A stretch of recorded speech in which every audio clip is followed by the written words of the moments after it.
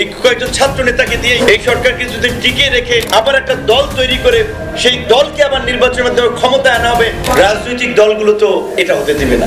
সেনাপ্রধান কেন বলছেন যে এই সমস্ত মব জাস্টিস চলতে দেওয়া যাবে না? ছাত্রদের কর্মকাণ্ডে প্রধান উপদেষ্টা বিরক্ত, উপদেষ্টা পরিষদ পুনর্গঠন করতে হবে। আর এই যে একজন ইউটিউবার, ফেসবুকার, এরা হচ্ছে দেশপ্রেমী, দেশের বাইরে থেকে এরা দেশ স্বাধীন করে ফেলেছে, সিনিয়র নেতাদের চরিত্র হনন করছে।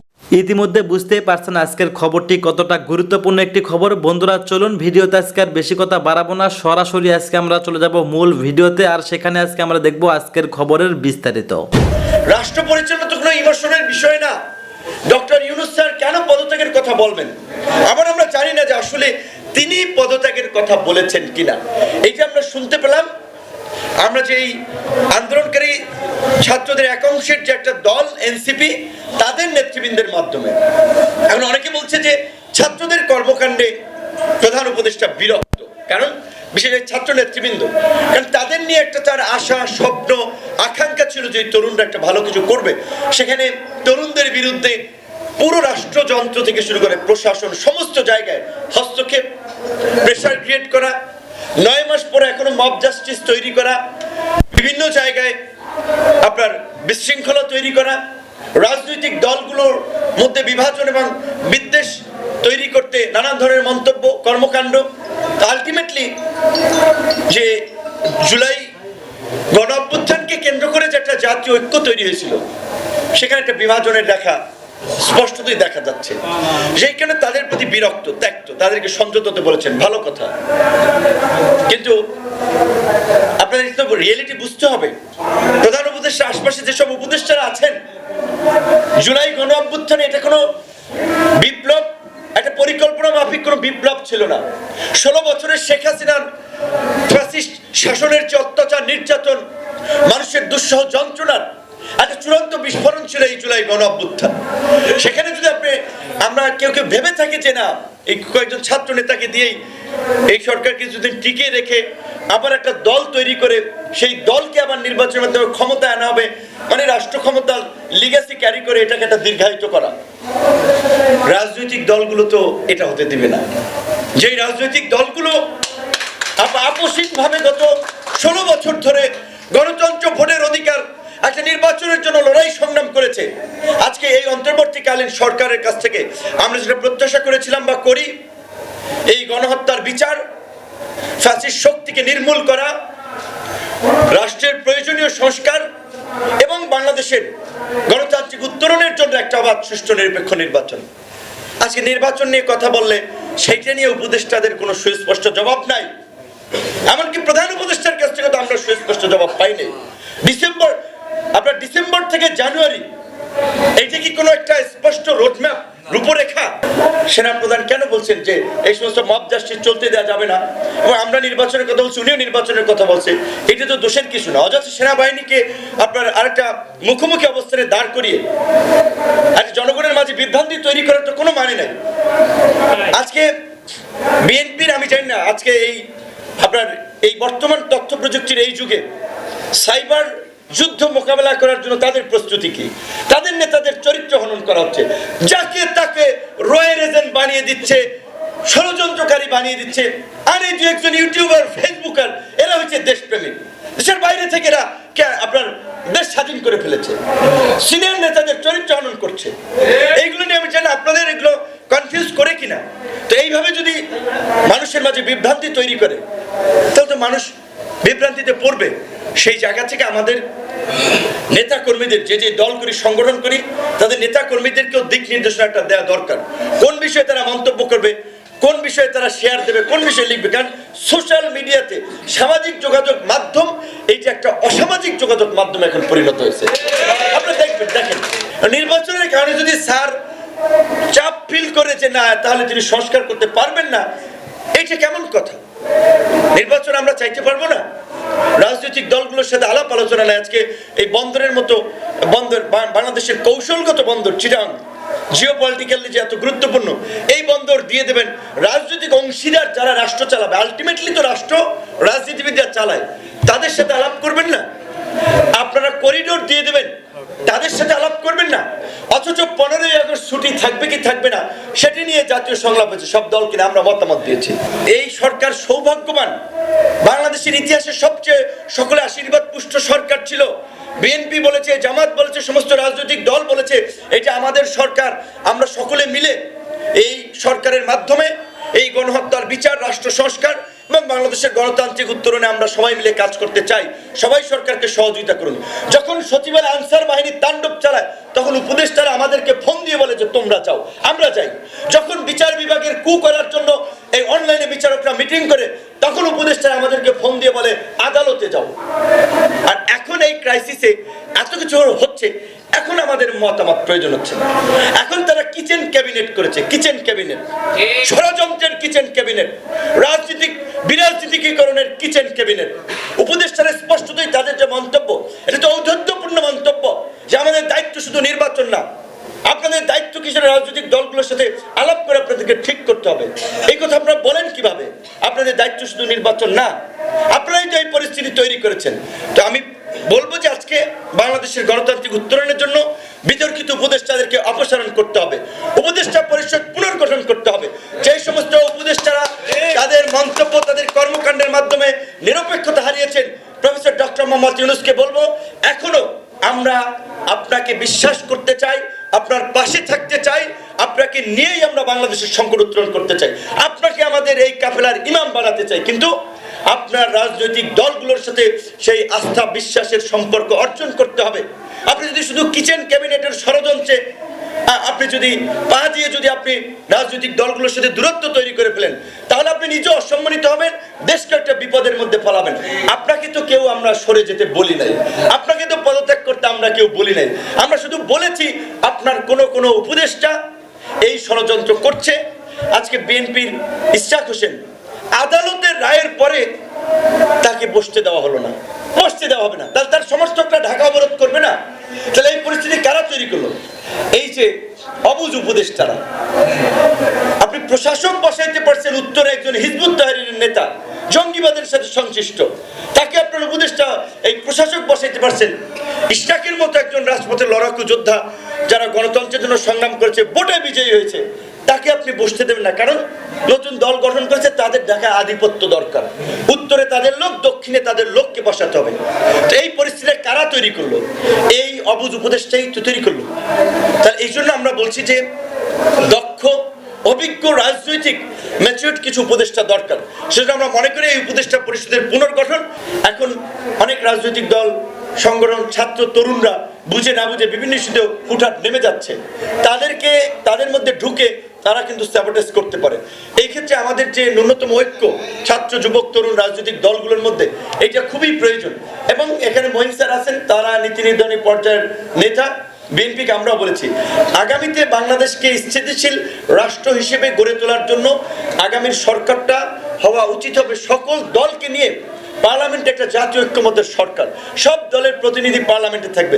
সেই জন্য একটা সরকার যদি আমরা গঠন করতে পারি, তাহলে যারা মেজরিটি নিয়ে সরকার গঠন করবে তারা একটা স্থিতিশীল পার্লামেন্ট তথা একটা স্থিতিশীল দেশ হিসেবে আগামী 5 বছর বাংলাদেশকে পরিচালনা করতে হবে।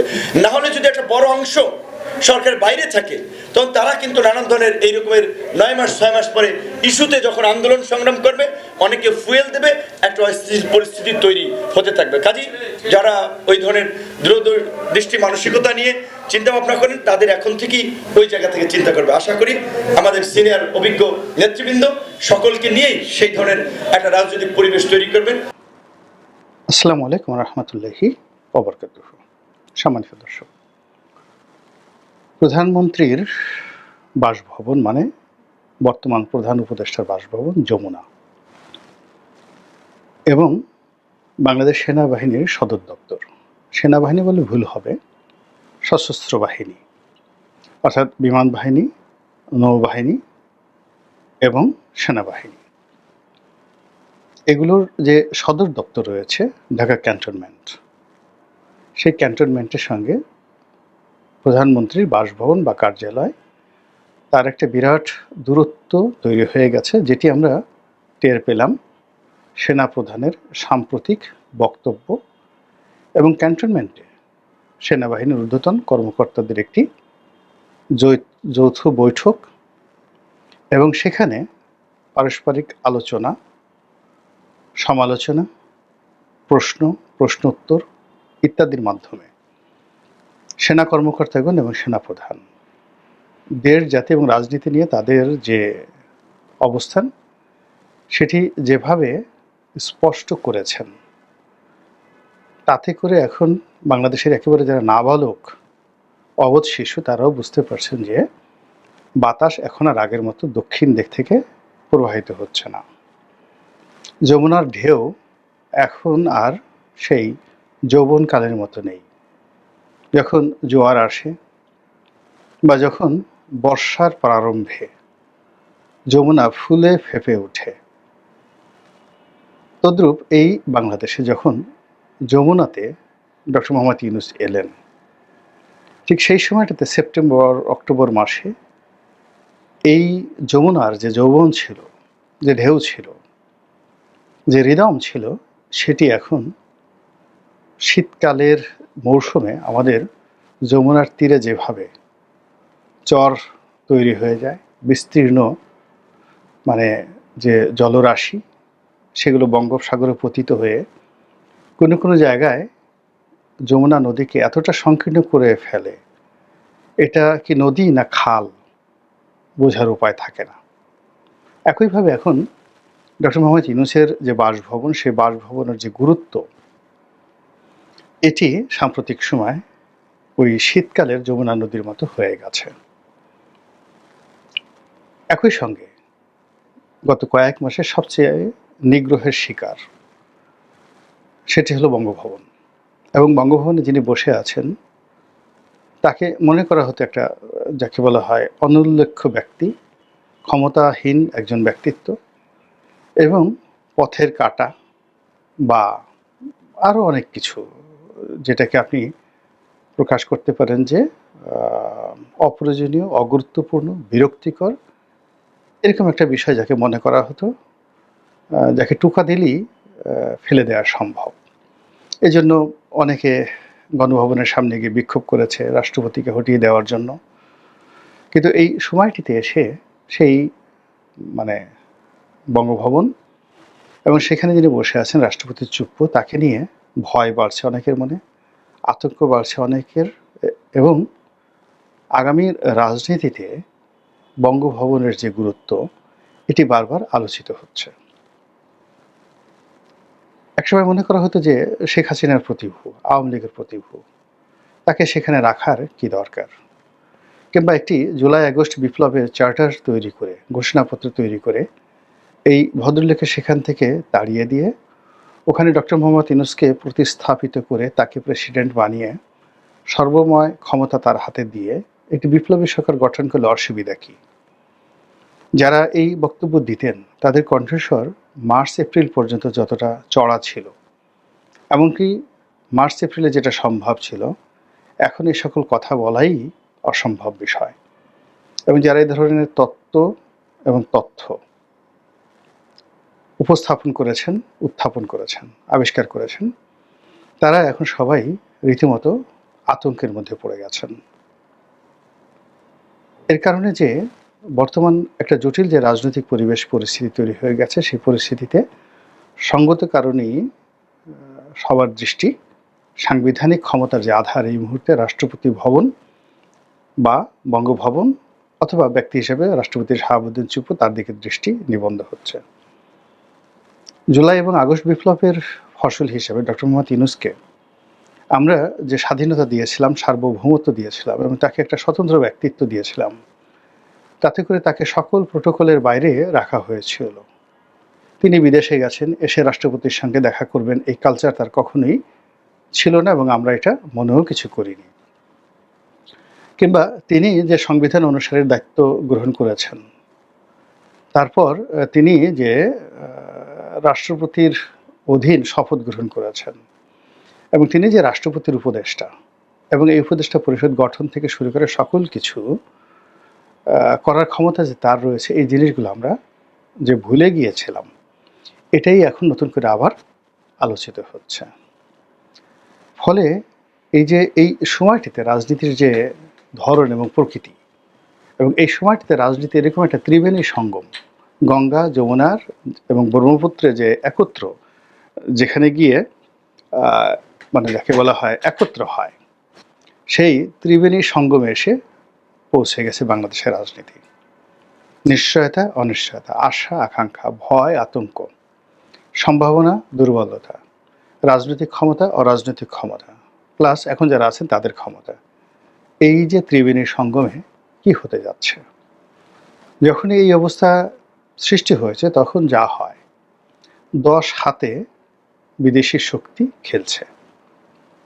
সিআইএ খেলছে, মানে আমেরিকার যে কেন্দ্রীয় গোয়েন্দা সংস্থা, যারা কিনা বিশ্বের বিভিন্ন দেশে সরকার পরিবর্তন করতে পারে, কিন্তু তারা কিন্তু সরকারকে ক্ষমতায় টিকিয়েও রাখতে পারে না, কিংবা সরকারকে জনরোষ থেকে রক্ষা করতে পারে না। কিন্তু ক্ষমতাধর একটা সরকারকে ফেলে দেওয়ার জন্য সিআইএ খুবই গুরুত্বপূর্ণ ভূমিকা পালন করতে পারে এবং পৃথিবীর সবচেয়ে ইফেক্টিভ একটা গোয়েন্দা সংস্থা, যারা কিনা গত 100 বছরে এই পৃথিবীর বহু দেশে সরকার পরিবর্তন করেছে এবং সেই দেশে সর্বনাশ করে ছেড়েছে। শেখ হাসিনার পতনের পেছনে সিআইএর হাত ছিল, বঙ্গবন্ধুর হত্যাকাণ্ডের পেছনে সিআইএর হাত ছিল, এমনকি বাংলাদেশে ইতিপূর্বে যত রকম দুর্ঘটনা ঘটেছে, এমনকি 1/11-এর সময়ও সিআইএর একটা বিরাট ভূমিকা ছিল। এখন এই সিআইএ তারা তো বসে নেই, তারা তাদের যে মডিউলগুলো রয়েছে, রাজনীতির মডিউল, তাদের যে স্বার্থগুলো রয়েছে, সেগুলো বাস্তবায়ন করার জন্য বর্তমান সরকারকে দিয়ে, তারপরে ক্যান্টনমেন্টকে দিয়ে, সেনাপ্রধানকে দিয়ে, এমনকি যারা রাজনৈতিক শক্তি রয়েছে এখানে ইনক্লুডিং জামায়াত ইসলামী, তাদেরকে দিয়ে নানা উপায়ে তারা তাদের স্বার্থ হাসিল করার চেষ্টা করছে এবং তাদের সে স্বার্থ বহুমুখী। মিলিটারি পয়েন্ট অফ ভিউ থেকে, যেটাকে সামরিক কৌশলগত দিক বলা হয়, সেই দিক থেকে বাংলাদেশের ভূমিকে ব্যবহার করে তাদের অভিষ্ট লক্ষ্য অর্জন করা, যা আমরা সেন্ট মার্টিনের মধ্যে,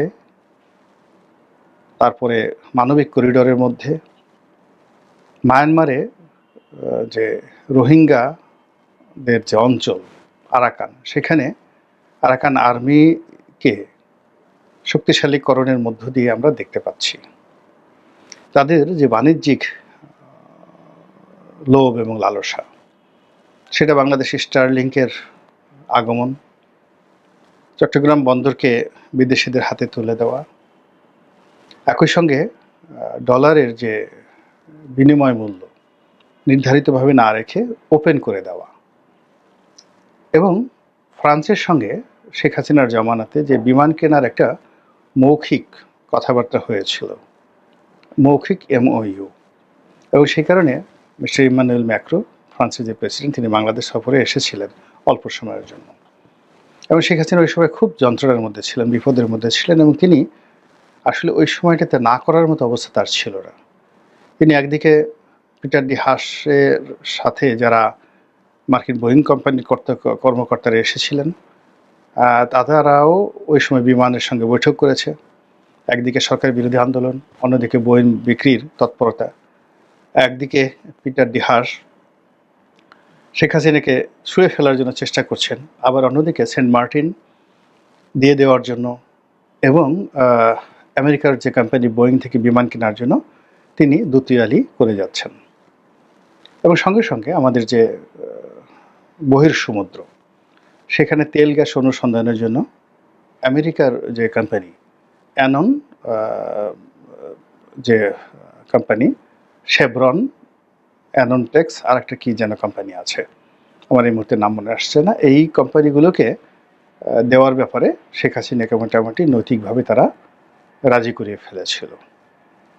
যা হোক, এখন সেই কাজগুলো কিন্তু এখনও অব্যাহত আছে। মানে এখন ডক্টর মোহাম্মদ ইউনূস কিন্তু নতুন করে কোনো কিছু করছেন না। আগে শেখ হাসিনার জমানাতে যে জিনিসগুলো হই হই করে হচ্ছিল না, আবার যে জিনিসগুলো শেখ হাসিনা রিগ্রেট করেছিল, সেই জিনিসগুলো কিন্তু প্রস্তাবনা আমেরিকার পক্ষ থেকে ছিল, সেইগুলো নিয়ে এখন কিন্তু ভীষণ রকম টানা হেঁচড়া চলছে, এবং এই মুহূর্তে যারা রাষ্ট্র ক্ষমতা আছে তাদেরকে নানাভাবে কনভিন্স করে আমেরিকার যে গোয়েন্দা সংস্থা CIA এই চেষ্টা করে যাচ্ছে, এবং তাদের সেই লক্ষ্য বা বিজয় অর্জন করার জন্য তারা নানা রকম অনার সৃষ্টি তৈরি করে চলছে।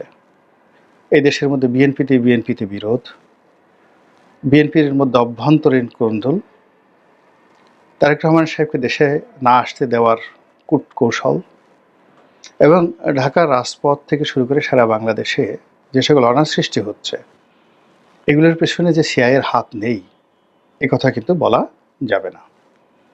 সিআইয়ের একটা স্পেশাল টিম বাংলাদেশে যে কাজ করছে তা আপনারা উপদেষ্টা মণ্ডলীর দিকে তাকালেই বুঝতে পারবেন।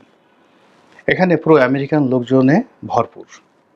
অভিযোগ রয়েছে যে উপদেষ্টা মণ্ডলীর একটা বিরাট অংশ আমেরিকার পাসপোর্টধারী। এর বাইরে আমেরিকার বিভিন্ন এনজিও এবং সরকারি যে দাতা প্রতিষ্ঠান রয়েছে, ইউএসএইড, এর বাইরে অ্যাকশন-এইড, তাদের অর্থে যে সকল এনজিও চলে সে সকল এনজিওরাই এখন এই বর্তমান সরকারের প্রধান হর্তা এবং কর্তা।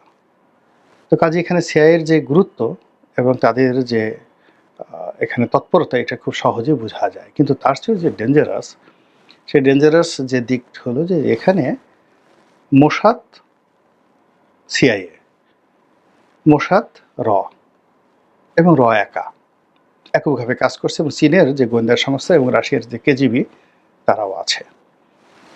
রাশিয়ার উপস্থিতি খুবই গুরুত্বপূর্ণ। এর কারণ হলো যে এখানে রাশিয়ার প্রায় 1,20,000 কোটি টাকার বিনিয়োগ রয়েছে এবং সেই বিনিয়োগ শুধুমাত্র যে টাকার অঙ্কে না, এখানে প্রযুক্তি রয়েছে, রাশিয়ান প্রযুক্তি, রূপপুর পারমাণবিক কেন্দ্র, এবং এটি বাস্তবায়ন করেছে রাশিয়ার রাষ্ট্রীয় সংস্থা।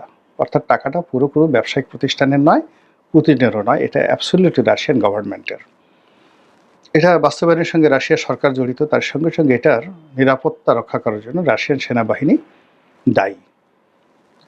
এবং সেখানে যদি মোসাদ বা সেখানে সিআইএ যদি মানে এই প্রযুক্তির ব্যাপারে তারা নাক গলানোর সুযোগ পায়, তাহলে এখানে রাশিয়া ভার্সেস আমেরিকাটা যুদ্ধ লেগে যাবে, বিশেষ করে রূপপুর পারমাণবিক কেন্দ্র নিয়ে। ফলে এটাও মানে আমাদেরকে ধর্তব্যের মধ্যে আনতে হবে যে রাশিয়া কিন্তু বসে নেই।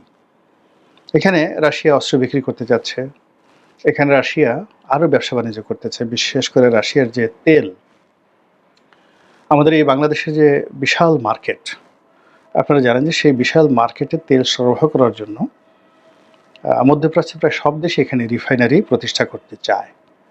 রাশিয়াও এখানে রিফাইনারি প্রতিষ্ঠা করতে চায়। এর কারণ হলো আমরা এখন যে মানের রিফাইনারি পরিচালনা করছি এবং সেখানে যেভাবে আমরা অপরিশোধিত তেল এনে আমাদের ইস্টার্ন রিফাইনারিতে পরিশোধন করছি, আবার পরিশোধিত তেল আমরা সরাসরি তিনভাবে আনছি। মধ্যপ্রাচ্য থেকে আনছি সরাসরি, কাতার থেকে, কুয়েত থেকে, সৌদি আরবের থেকে, আবার কখনো ওপেন টেন্ডারের মাধ্যমে সিঙ্গাপুর বা অন্য কোনো দেশ থেকে তৃতীয় পক্ষ বা দালালের মাধ্যমে স্পট, মানে যেটাকে বলা হয় বাইং, অর্থাৎ যখন রাষ্ট্র ওই স্টেট টু স্টেট যে চুক্তিগুলো হচ্ছে সেখানে 6 মাসের জন্য একটা চুক্তি থাকে এবং একই রেট ফিক্স আপ করা থাকে। কিন্তু কখনো কখনো আমাদেরকে একেবারে মার্কেট প্রাইসের উপর নির্ভর করে সাথে সাথে আমদানি করতে হয় তৃতীয় পক্ষের মাধ্যমে, সেটা আসছে। আর একটা হলো ভারতের মাধ্যমে, ভারত থেকে আমরা কিন্তু তেল আনি। তো ভারত থেকে যে তেলটা আনি তার একটা বিরাট অংশ ভারত রাশিয়া থেকে আনে। তো সেই রাশিয়ান তেলই ভারতে পরিশোধিত হয়ে বাংলাদেশে আসে এবং যেটা শেখ হাসিনার জামানাতে এটা পাইপলাইনে ভারত থেকে বাংলাদেশে আসার একটা মাস্টার প্ল্যান ছিল। আমি এটার হালনাগাদ অবস্থা জানি না। আর সেটিকে সেই চট্টগ্রাম থেকে আবার পাইপলাইনে ঢাকা থেকে অন্যান্য শহরে নেওয়ার জন্য একটা বিরাট প্রকল্প হাতে নেওয়া হয়েছিল। সেটা সম্ভবত চালু হয়ে গেছে পরীক্ষামূলকভাবে, যাতে করে আমাদের পেট্রোলিয়াম কর্পোরেশনের বিরাট উপকার হয়। তো এই যে তেল এবং গ্যাস, এই তেল এবং গ্যাস এই বিষয়টি রাশিয়ার যারা ব্যবসায়ী রয়েছেন এবং সরকার রয়েছেন তারা বাংলাদেশে এই জায়গাটিকে দখল করতে চায় এবং এটা শেখ হাসিনার জন্য খুবই লাভজনক হতো যদি এই প্রথম থেকে সেই কাজটি করে ফেলতো। কিন্তু এই কাজটি করার জন্য যে সাহস দরকার সেটা ওই সময়টাতে সে হয়তো নিতে পারেনি। বাট রাশিয়াকে যদি এই কাজের সঙ্গে জড়িয়ে ফেলা যেত তাহলে আজকে ইতিহাস ভিন্ন হতো, বাংলাদেশের ইতিহাস ভিন্ন হতো। সেকেন্ডলি হলো চীন। চীনের সঙ্গে আমাদের বাণিজ্যিক সম্পর্ক, অর্থনৈতিক সম্পর্ক, এগুলোর বাইরে চীন কিন্তু একটা সামরিক সম্পর্ক স্থাপন করতে চেয়েছিল, যেটা তাদের পাকিস্তানের সঙ্গে ছিল, আছে, শ্রীলঙ্কার সঙ্গে আছে, মালদ্বীপের সঙ্গে আছে, ওইরকম একটা কৌশলগত সম্পর্ক যেটি শেখ হাসিনা রাজি হন নাই, ফলে তাকে অনেকটা অপমানিত হয়ে সেই যে ফিরে আসতে হয়েছিল বেইজিং থেকে। তো এটাও কিন্তু বাংলাদেশে একটা ভুল ছিল, শেখ হাসিনার একটা ভুল ছিল। দুই নৌকা একসাথে পা দেয়া যায় না। তো সেই চীন কিন্তু এখন পর্যন্ত বসে নেই। তো চীন চালাচ্ছে, রাশিয়া চালাচ্ছে, আর অন্যদিকে যেটা বলছিলাম যে মোসাদ এখানে মূলত সরাসরি যেটা ইন্ডিভিজুয়ালি করছে সেটা হলো ডলারের বাজার নিয়ন্ত্রণ করার জন্য। এটা এমন একটা ব্যবসা, যে ব্যবসাটা অ্যাবসলিউটলি সারা দুনিয়াতে ইহুদিবাদ বা ইহুদি তন্ত্র বা ইহুদি যারা ধনকুবের তারা নিয়ন্ত্রণ করে, আমেরিকান ইহুদি। কিন্তু এটাকে ব্যাকআপ দেয় আবার পিছন থেকে মোসাদ। আপনারা জানেন যে ব্যাংক অফ আমেরিকার মালিক ইহুদি পরিবার, যারা এই ডলার ছাপায়। এটা কিন্তু একটা প্রাইভেট ব্যাংক, আমেরিকার ব্যাংক অফ আমেরিকা। তো ডলার নিয়ে যে ব্যবসা হয় সেই ব্যবসায় আমেরিকাও লাভবান হয়, আর সবচেয়ে বেশি লাভবান হয় এই ইহুদি পরিবারটি। আর ইহুদি পরিবার তাদের লাভের একটা বিরাট অংশ তারা ইসরায়েলে বিনিয়োগ করে বা ডোনেট করে, এবং সেই টাকা দিয়ে ইসরায়েল এই ইহুদি রাষ্ট্রটি মুসলমানদের উপর জুলুম অত্যাচার চালায় এবং নিজেরা রাজার হালে জীবনযাপন করে। তো সেই দিক থেকে বাংলাদেশের যে বিশাল বাণিজ্য, সে বাণিজ্য আমদানি রপ্তানি সব মিলিয়ে আমরা তো এখন 100% বলতে গেলে ডলারে করছি। শেখ হাসিনা চেষ্টা করেছিলেন বাট্টার মাধ্যমে চীনের সঙ্গে ইউয়ানে কিছু ব্যবসা করার জন্য, ভারতের সঙ্গে রুপিতে কিছু ব্যবসা করার জন্য, রাশিয়ার সঙ্গে রুবলে কিছু ব্যবসা করার জন্য, বাট এটা কাজের কাজ কিছু হয়নি। আমরা 100% এখন পর্যন্ত সেই যাকে বলা হয় মার্কিন ডলারই কাজ করছি, এবং সেই ডলারের মূল্য এই গত কয়েক মাসে যেভাবে বৃদ্ধি পেয়েছে, আর এখন এটা ওপেন করে দেওয়ার ফলে, বাজার ভিত্তিক করে দেওয়ার ফলে এটি যে কোন জায়গা থেকে ঠেকে বলা যায় না। এমনকি এটা 150 টাকা, 160 টাকা, এমনকি 200 টাকাতে চলে যেতে পারে, অনেকটা পাকিস্তানের মতো। ফলে কী হচ্ছে, আমাদের টাকা ধরা খাবে, ডলারের মূল্য বৃদ্ধি পাবে, এবং হাজার হাজার কোটি ডলার, বিলিয়ন বিলিয়ন ডলার এই ব্যাংক অফ আমেরিকার হাতে চলে যাবে, ইহুদি পরিবারদের হাতে চলে যাবে। এবং এই কাজটি আলটিমেটলি যেটি শত চেষ্টা করে শেখ হাসিনার জামানাতে পারেনি, মোসাদ করতে পারেনি। এই জন্য মোসাদের অনেক এজেন্টকে তারা টাকা দিয়েছে, অর্থ দিয়েছে, অনেক সুযোগ সুবিধা দিয়েছে, কিন্তু হয়নি। কিন্তু এটা এই সময়টাতে IMF-এর মাধ্যমে এই কাজটি মোসাদ করিয়ে নিয়ে গেছে। এখন দ্বিতীয় যে বিষয়টি সেটা হলো মোসাদ সরাসরি এই কাজটা করে। অন্য একটা ব্যাপার হলো যে আমেরিকার স্বার্থ তারা দেখে ফ্রন্টলাইনে, এবং এই কাজটা মূলত তারা মোসাদ করে একেবারে তাদের যে কিলিং মিশন রয়েছে সেই কিলিং মিশনের মাধ্যমে তারা এই কাজগুলো করে। মোসাদের তো পলিটিক্যাল একটা উইংস রয়েছে, ফাইন্যান্সিয়াল একটা উইংস রয়েছে, আর একটা কিলিং মিশন রয়েছে, এবং সারা দুনিয়াতে এদের মতো ইফেক্টিভ কোনো কিলিং মিশন নেই। তো তারা যে কোনো সময় যে কোনো অকারেন্স ঘটনা ঘটাতে পারে পৃথিবীর যে কোনো দেশে, এবং তুলে নিয়ে যেতে পারে। অনেক দেশের প্রধানমন্ত্রীকে তারা তুলে নিয়ে যেতে পারে। তো সেই কাজগুলো তারা করে সাধারণত আমেরিকার স্বার্থ রক্ষা করার জন্য।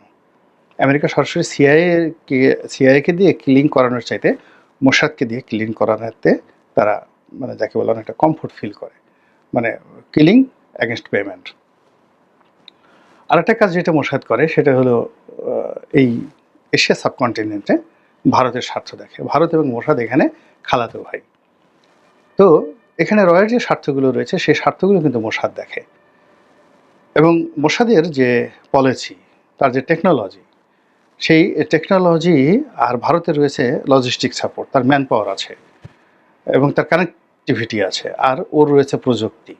তো সেখানে দেখুন যে মোসাদ 10 হাতে খেলছে। সে ভারতের স্বার্থ দেখছে, নিজেদের স্বার্থ দেখছে, আমেরিকান স্বার্থ দেখছে, এবং আমেরিকার দুটো স্বার্থ দেখছে। দেখে এই যে বাংলাদেশে এখন যা কিছু হচ্ছে, আপনি দেখেন যে আমরা আপাত দৃষ্টিতে দেখছি যে ছাত্ররা একটা কথা বলছে, বিএনপি একটা কথা বলছে, রাজপথে হঠাৎ করে আন্দোলন হচ্ছে, তারপরে যমুনার সামনে হঠাৎ করে ভিড় হচ্ছে, এরপর হঠাৎ করে আমরা দেখতে পাচ্ছি যে জাতিসংঘের মহাসচিব চলে আসছে, আমেরিকান সৈন্য কিছু দৃশ্য দেখা যাচ্ছে চট্টগ্রাম মানে কক্সবাজার সি বিচে, এবং এগুলো নিয়ে সামাজিক মাধ্যমে তোলপাড় হচ্ছে। সব কিছুর মধ্যেই গোয়েন্দা তৎপরতা রয়েছে। ধন্যবাদ প্রিয় দর্শকবৃন্দু, আমাদের ফুল ভিডিওটি দেখার জন্য আপনাকে জানাই অসংখ্য ধন্যবাদ। তো বন্ধুরা, আজকের এই নিউজটি দেখে আপনাদের কি মতামত অবশ্যই কমেন্ট বক্সে কমেন্ট করতে ভুলবেন না। আর হ্যাঁ, এমন নিত্য নতুন আপডেট খবর সবার আগে পেতে চাইলে এখনই আমাদের এই পিচ্চি সাকিব ইউটিউব চ্যানেলটি সাবস্ক্রাইব করুন। ধন্যবাদ।